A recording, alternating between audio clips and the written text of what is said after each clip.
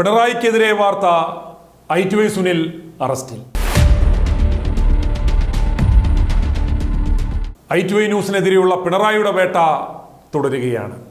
അതിൻ്റെ ഭാഗമായി എനിക്കെതിരെ കഴിഞ്ഞ ദിവസം തിരുവനന്തപുരം കന്റോൺമെന്റ് പോലീസ് സ്റ്റേഷനിൽ ക്രൈം നമ്പർ 824/2024 നമ്പറായി ഒരു കേസ് രജിസ്റ്റർ ചെയ്യുകയും BNS 192/45 disaster management act 51 KP act 120O എന്നീ വകുപ്പുകൾ ഇട്ടാണ് കേസ് രജിസ്റ്റർ ചെയ്തിരിക്കുന്നത്. മുഖ്യമന്ത്രിയുടെ ദുരിതാശ്വാസ നിധിക്കെതിരെ വാർത്ത കൊടുത്തു എന്ന് പറഞ്ഞാണ് പോലീസ് സ്വമേധയാ കേസ് രജിസ്റ്റർ ചെയ്തിരിക്കുന്നത്. കഴിഞ്ഞ ദിവസം രാവിലെ എൻ്റെ ഓഫീസിൽ ഒരു സംഘം പോലീസ് എത്തി എന്നോട് കന്റോൺമെന്റ് പോലീസ് സ്റ്റേഷനിൽ ഉടൻ എത്തുവാൻ ആവശ്യപ്പെടുകയും ഞാൻ അപ്രകാരം ചെയ്തപ്പോൾ എന്നെ വൈകിട്ട് 8:30 വരെ അവിടെ പിടിച്ചിരുത്തുകയും മറ്റൊരു സംഘം പോലീസ് അതേസമയം എൻ്റെ ഓഫീസിൽ എത്തി സെർച്ച് നടത്തി ലാപ്ടോപ്പ് പിടിച്ചെടുക്കുകയും ചെയ്തു. എന്നെ ജാമ്യമില്ലാ വകുപ്പുകളിട്ട് അറസ്റ്റ് ചെയ്ത് റിമാൻഡിൽ വിടുവാൻ സമ്മർദ്ദം ഉണ്ടായിരുന്നുവെങ്കിലും ഞങ്ങൾ തെളിവുകളുടെ അടിസ്ഥാനത്തിൽ മാത്രമാണ് വാർത്ത നൽകിയത് എന്ന് ബോധ്യപ്പെട്ടതിനാലാവണം പോലീസ് വൈകിട്ട് സ്റ്റേഷൻ ജാമ്യത്തിൽ എന്നെ വിട്ടയക്കുകയായിരുന്നു. I2I ന്യൂസിന്റെ ഓഫീസിൽ പോലീസ് എന്നെ അറസ്റ്റ് ചെയ്യുവാൻ എത്തുന്നതും തുടർന്ന് ഓഫീസിൽ പോലീസ് സെർച്ച് നടത്തുന്നതും കാണുക.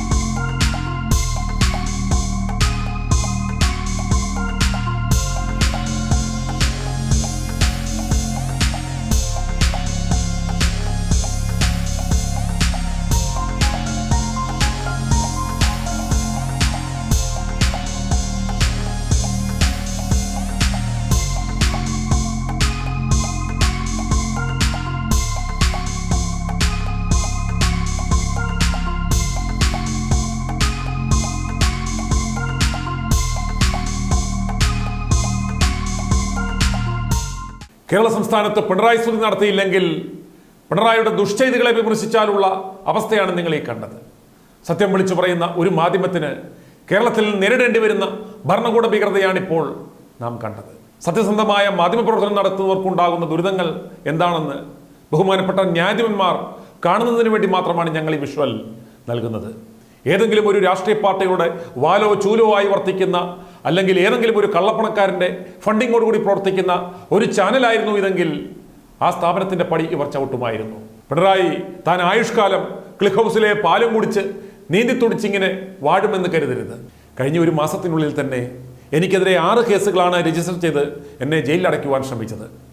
I2I ന്യൂസിനെ ഭയന്ന് അമേരിക്കയിൽ കൊല്ലപ്പെട്ട ബിഷപ്പിനെതിരെയും അവരുടെ സഭയ്ക്കെതിരെയും വാർത്തകളൊന്നും നൽകരുതെന്ന കോടതി വിധിയും അവർ കരസ്ഥമാക്കുകയുണ്ടായി.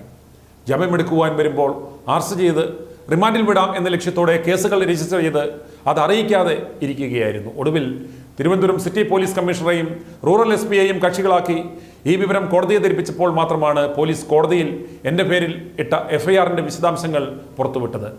ആ കേസുകളിൽ അറസ്റ്റ് പാടില്ലെന്നും ചോദ്യം ചെയ്യുവാൻ വിളിപ്പിക്കുന്നെങ്കിൽ നോട്ടീസ് മുൻകൂർ നൽകി രാവിലെ 10-നും 6-നും ഇടയിൽ വിളിപ്പിച്ച് തിരിച്ചുവിടണമെന്നും കോടതി ഉത്തരവിട്ടിരുന്നു. ഇപ്രകാരം എല്ലാ ശ്രമങ്ങളും പാളിയപ്പോഴാണ് മ്യൂസിയം പോലീസ് സ്റ്റേഷനിൽ കേസ് രജിസ്റ്റർ ചെയ്യാതെ കന്റോൺമെന്റ് പോലീസ് സ്റ്റേഷനിൽ ഇപ്പോൾ കേസ് രജിസ്റ്റർ ചെയ്തത്.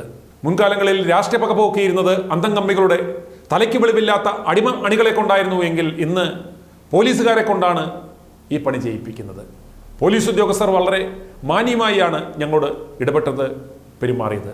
അവർക്ക് വേറെ മാർഗങ്ങളില്ലാത്തത് കൊണ്ടാണ് അവർ ഇത്തരം കേസുകൾ എടുക്കുന്നത് എന്നാണ് ഞങ്ങൾക്ക് മനസ്സിലാക്കുവാൻ സാധിക്കുന്നത്.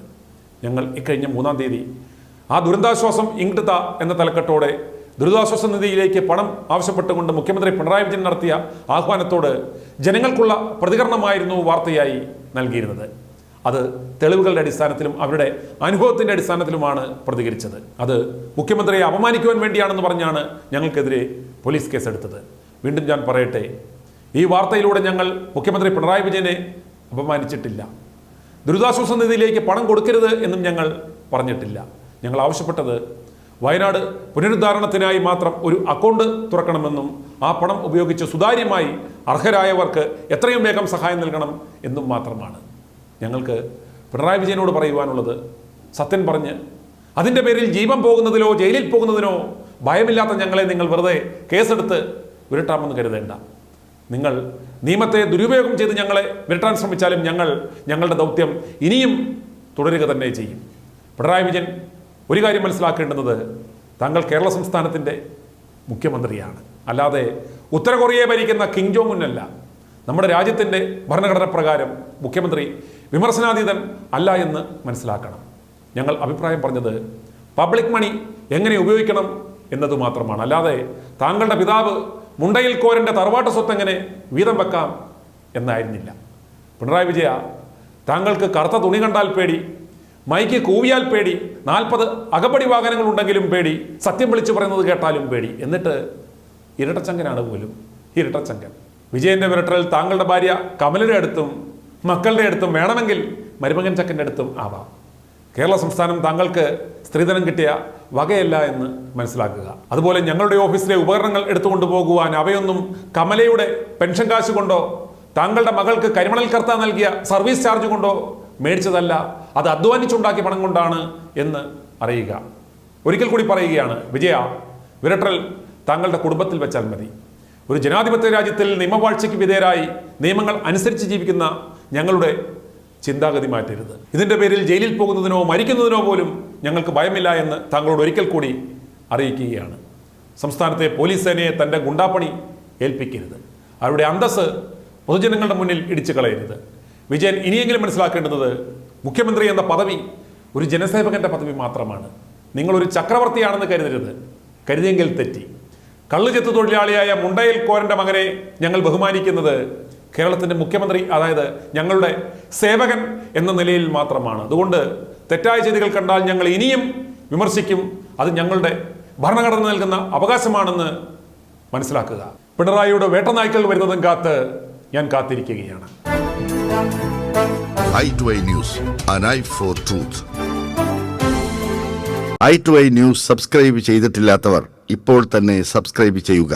നോട്ടിഫിക്കേഷൻ ലഭിക്കുവാൻ ബെൽ ബട്ടണും അമർത്തുക.